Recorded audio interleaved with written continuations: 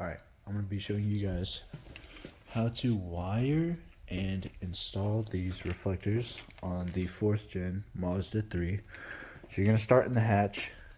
Just basically remove everything. It's going to be this, your mat, this guy, and then under this mat, these little foam pieces. And if you have the subwoofer, you're just going to need to unplug the subwoofer to take this piece out. Alright, and then once all this is done, you're going to take this out. You got one clip right here attaching it to the carpet, another clip on the same side. Alright, I got those two clips out.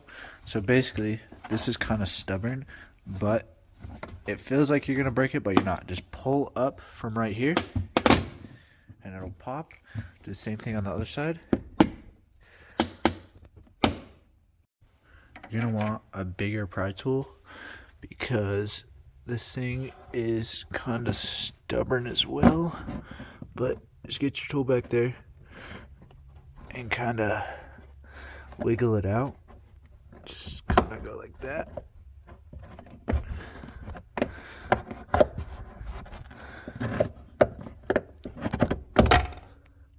And it'll come out. So I'm only working on the passenger side because the passenger side is a little more difficult than the driver's side. So next up, once you have that rectangle tab out, there's two tabs right here. One right here and one right here. Just remove those. Also with the subwoofer wire, it sits in the carpet and the carpet will not fully come up like I have it unless you pull it out of this. But I'm using a bungee cord on the hatch to hold the carpet up. This won't damage it. Next up, we're gonna get to this guy. Alright, I'm gonna show you something with this. Once you get that clip out, you're gonna tug hard to get this clip out, and then you're just gonna push it sideways so that clip just pops out. As you can see, that clip's still in there. And then it's a little tight, so you're probably gonna wanna pull your carpet up and just move it around until you finally get it out. So the reason I say this passenger side is a little harder is because Mazda has a OEM like wire holder. So basically, it's pretty easy still. What you're going to want to do is just remove this from the car and drill a hole into it big enough for the wire. As you can see, I ran my wire through it. On the driver's side, it is just simply one of these push clips that you pop out. And then what I did was I bought a grommet kit off Amazon and just put a grommet in its place so the wire didn't get chewed up. But I'll show you that under the car. So it's a little tight under here. But let me try and show you guys. There's that OEM clip. You're just gonna drill a hole, run your wire, and then let me zoom in. As you can see, I've drilled my bumper out to accommodate those wires. That's all you're gonna need to do. Basically next to that tab on the left side, you're just gonna want to drill out your bumper just so that wire does not get crushed. And just for reference, this is the driver's side. There's my grommet. I ran through that clip in the underside of the trunk. Back in the car, I'm going to show you guys how I wired this. Just using T-taps and butt connectors. Just like this, wired them. For these kind of suck at getting through this plastic outside. So I did use wire strippers to get that plastic coating off.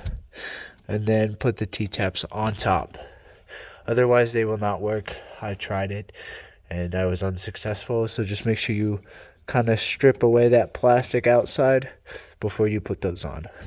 And then just so you're aware, on the passenger side the wires are going to go behind this insulation, and on the driver's side mine were on the outside of the insulation. Just whatever you do, just make sure you're not pinching the wires. I'm sure it doesn't matter as those are T-taps. Nothing in here is going to get wet. It just doesn't matter. Just make sure no wires are getting pinched. So same as coming out, this piece is stubborn going back in. So basically what you're going to do is push this to the bottom, make sure it's going to clip in, It's hard to get it over this ledge, but it works. Just push it in there so you can clip it, but don't clip it yet. And then you're gonna slide that back into its slot, slap that back into place, and then you can do this bottom clip. All right, and then putting the carpet back together, just make sure your subwoofer wire is there. Do not connect it yet. You're gonna put that clip back in, all these clips back in, and then finally that. So before you pop this into place, just pop this weather stripping up, because the weather stripping needs to be on top of this lip and it's hard to do otherwise. So let's pull this up and then just go along and tuck it back in. It is glued, so you do have to rip the glue off the first time, but then you should be okay. Then after that weather stripping is back in, should look like this, going over the ledge of the plastic. And then again, these two clips down here, they just clip onto this and then onto the carpet. Nothing too physical. And then hopping in the car, we're gonna turn the ignition on. And then we're just gonna go info and make sure you have no fault codes. Basically, let me show you this one. Just make sure you don't have any taillight fault codes. If you do, you can take your car to Mazda, have the ECU and the PCM updated for free. Mine is on the most recent updates, and I did not get any taillight fault codes.